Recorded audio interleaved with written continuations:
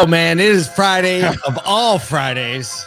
Damn. I feel like we woke up ready to go today. We're going to talk about Toyota calling their shot, what's on dealers' minds, best and worst airlines, and of course, a little bit of NADA show prep. Everywhere I go, the people really want to know. 6 days, Kyle.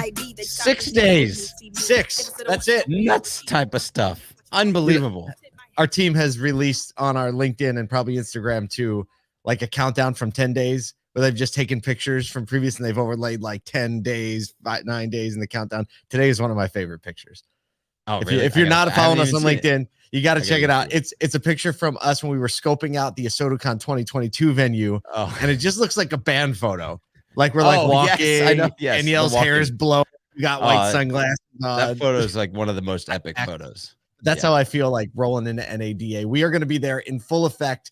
Crew of 15 spread out across a few hotels. We're going to be everywhere. We had our second like NADA production meeting yesterday because the first 1 hour meeting we got like halfway through Wednesday. We got through the rest of them yesterday, so I feel like we're really good. We're going to be all over the place the day before NADA. So we're showing up Wednesday morning, you and I. We're going to do a few things on the ground, but starting on Thursday, you're going to find a SOTO team everywhere. I'm going to be hosting or emceeing an event for Auto Team America, which I hadn't heard about, but it's actually a really high-powered event. Really going to be there with like Paul Walzer and Brian DeBoer. It's going to be great. So if you don't have a ticket, it's sold out. But still, follow the content. We're going to be posting it on social, and I think a lot of great insights. Kyle's going to be over hanging with our friends at Automotive News and JD Power, running back and forth. Omni just all day, locking it down. We got JD Power in the morning, Automotive News in the afternoon. It's going to be a riot. We're going to write it all up, video it all up, get all the interviews. It's going to be a fun. Kyle's going to pack all the hard hitting. He's going to be like straight up red carpet, like asking Casey Crane. So who are you wearing? Right. And who are you wearing? I should start with who are you wearing? That'll be perfect. To be fair. And then on the floor, we'll probably release the schedule at some point because we have quite a few of booths that we're going to be doing live podcasting throughout the event. We're going to be moving around quite a bit. So we'll get that out so you can see it. Probably the best place to find it is you're going to be by being on our email list, which you can get for free. And it's a whole lot of fun to read every day at asoto.com, or just follow us on social media. Follow us on LinkedIn. Probably the best place to be. Just search ASOTO, follow it up, and we'll let you know where we're going to be because, hey, maybe we can get you on. And we would love to talk to you, meet you in person, especially if you're someone who has this podcast in your ears on a regular basis. You're our people. You're our people. What else we got? We should probably just get in some news because next we're going right into Clubhouse Room. All things used cars with David Long's All Things Used Cars Room.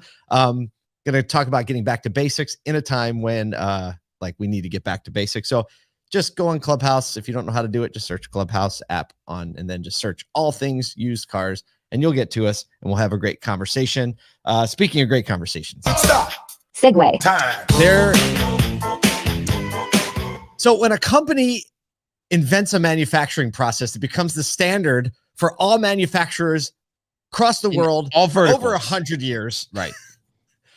You should always expect a fierce comeback from a supply shortage, don't you think? Absolutely. So TPS, otherwise known as Toyota Production System, otherwise known as lean manufacturing and Six Sigma and all that stuff, actually started with a car maker because it should start with a car maker. It was first introduced by Toyota in the early 20th century. And now, despite the challenges of the last few years, the company is poised to have its largest annual output ever. So this is Toyota. Obviously, we're talking about it, and they're doing the old Babe Ruth, Kyle. They're like, right.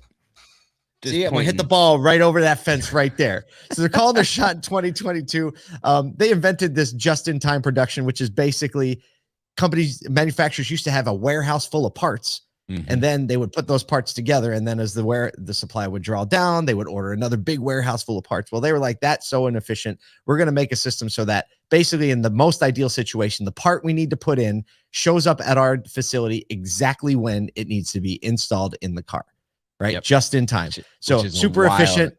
Which is efficient and scary all at the same time. Oh, we found out why I'm sure they have some flex built in there, but no one had COVID level flex. It actually puts you in a more vulnerable position, but they're back, right? They produced 9. So back in 2019, before COVID, they produced 9.05 million vehicles. And then in 2020, that dropped to 8.58. In 2020, it dropped, or in 2021, it dropped even more to 8.33. And now they're saying, well, 2023 is going to be our year. So 2022, I'm sorry, it was 8.33. They're saying 10.66 million this year. And I don't doubt them. But the interesting thing is like they have a ton of demand, right? Every Toyota dealer that we know, obviously the day supply is super low. Toyota's day supply is 18. If you've looked at any of the day supply numbers, NADA's put them out, Cox has put them out.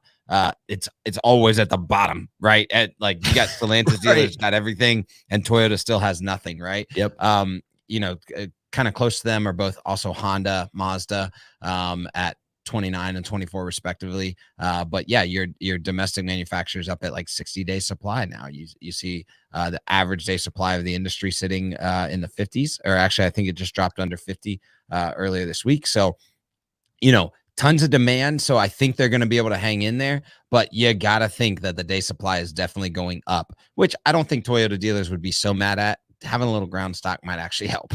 Yeah. I mean, especially if the demand is still there. Yeah. But yeah, and Toyota has been, and we know a lot of Toyota dealers, right? And throughout the whole pandemic, as different manufacturer meetings, we know a lot of dealers actually. So a lot of dealers are telling us what kind of like, well, this is what they're telling us we should look forward to in our make meetings and things like that. And they were typically disappointed. Well, they said we're going to have this, but actually we only had this. They said we're going to have this, but only we had this. But to a person, Toyota has always been like, the dealers have been saying they're super transparent. They're telling us, they're setting our expectations properly, and they're delivering on the expectations they set.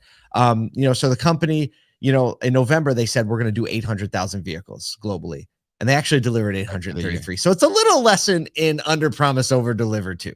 There you go. Which builds a little thing called trust. It builds a little thing called trust. And the whole thing, business, relationships, all built on trust. So that's the story with Toyota, and it'll be fun to watch how they actually come back. And I mean, I'm never betting against Toyota manufacturing ever.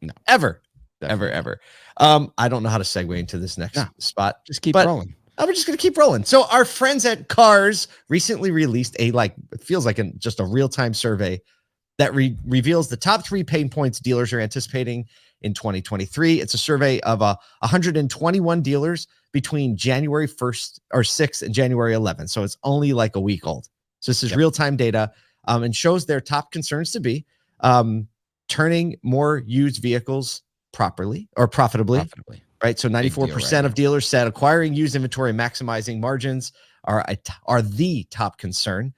Second is investing in better marketing data and more efficient, and investing in better marketing data more efficiently. 81% of dealers said high quality audience targeting to better leverage their media was the second most significant challenge. And third on the top 3 list is 80% of dealers noted differentiating their dealership from competitors also as the top concern. So that feels pretty good. Like all 3 of those, they feel controllable. That's what I like about them.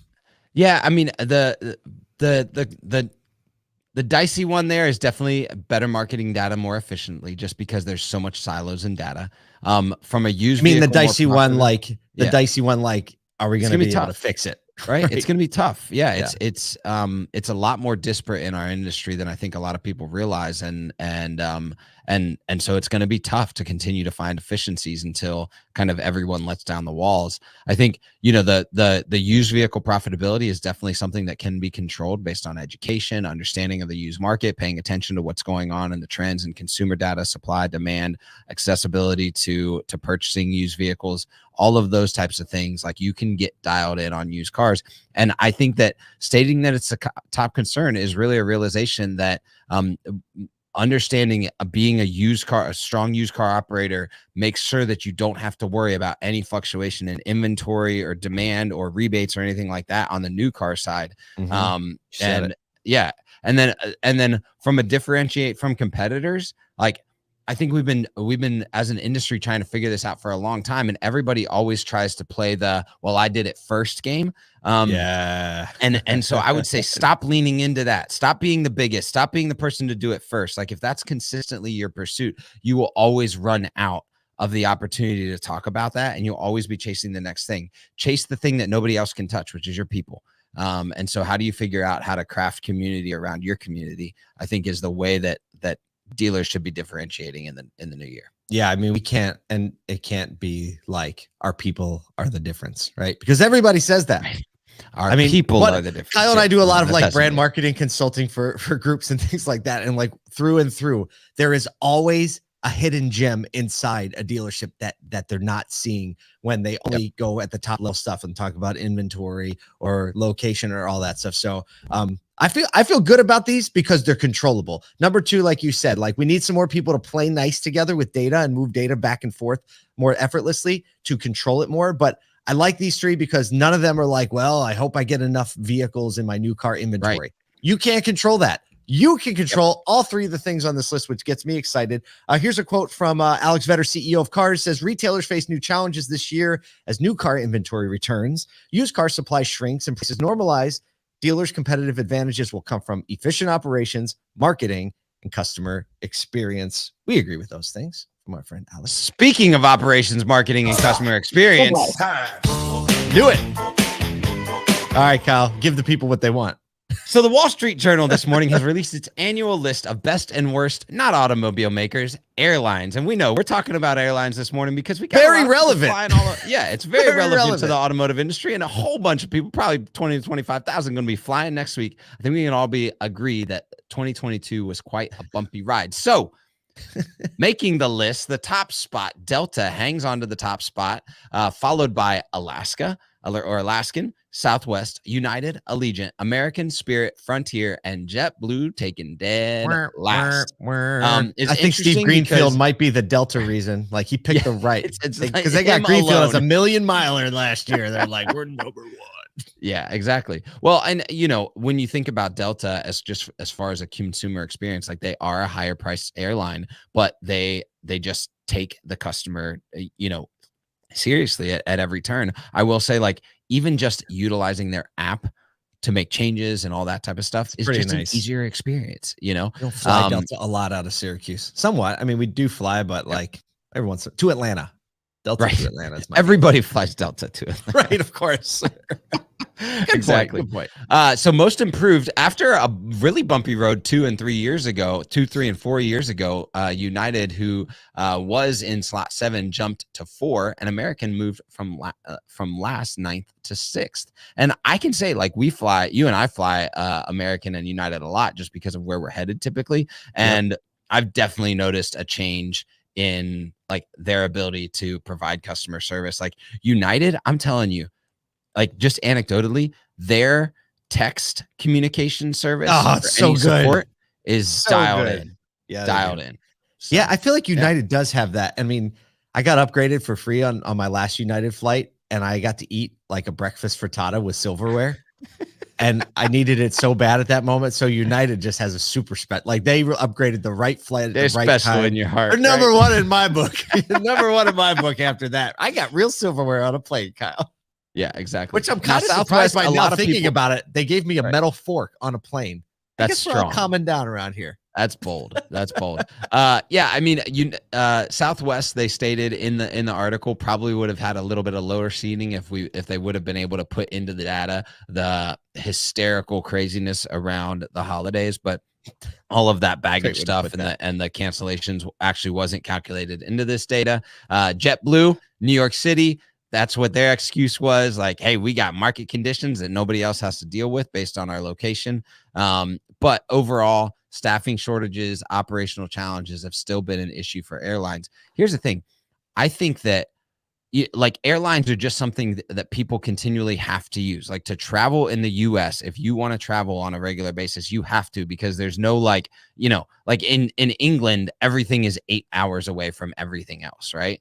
And so or you got any other vertical system. You got bullet trains, you got exactly.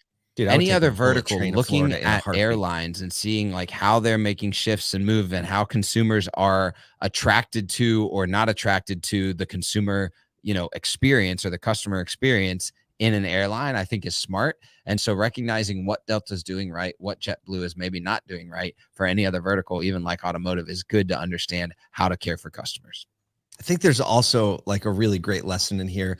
I remember when JetBlue was first coming to market and they were like the darling. They were doing it differently. Right. They were surprising and delighting. They were, like the cable TV Dish Network on the plane was like, what is going on?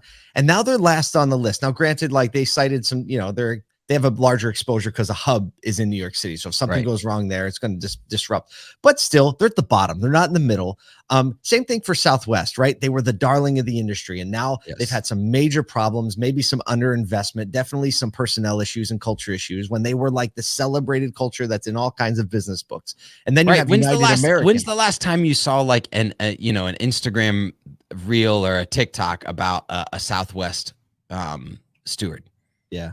Or stewardess. Long time. I'll tell you what, we just flew Southwest to Baltimore, and I'm saying the staff was very nice, but they looked tired. They just look tight, like beat by. I mean, like, look at where's your people. So it doesn't matter where you are today or where you were yesterday. Like, you have to fight for it every day, right? You can't stay there for long if you don't continually fight and invest, not get lazy. And then for like the Uniteds and Americans, you got United, who, like you said, they had a bit of a rough ride. The dude wrote like United Breaks Guitar song, went viral on the internet. They pulled that nice Asian guy off the plane when the Chicago PD like just bloodied his face up. Like, that was a pretty big mess. And they've had a lot of things that have just like took them. But guess what? They leaned in, they've doubled down, they're moving up on the list, and we've had a lot of great experiences. So I think it just goes to show you, if you're in business, you never stay at the top without fighting. And if you're not at the top anymore, guess what?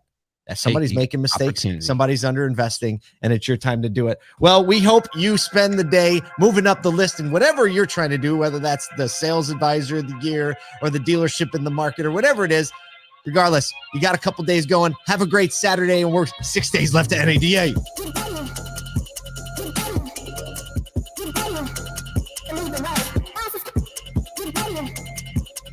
Keep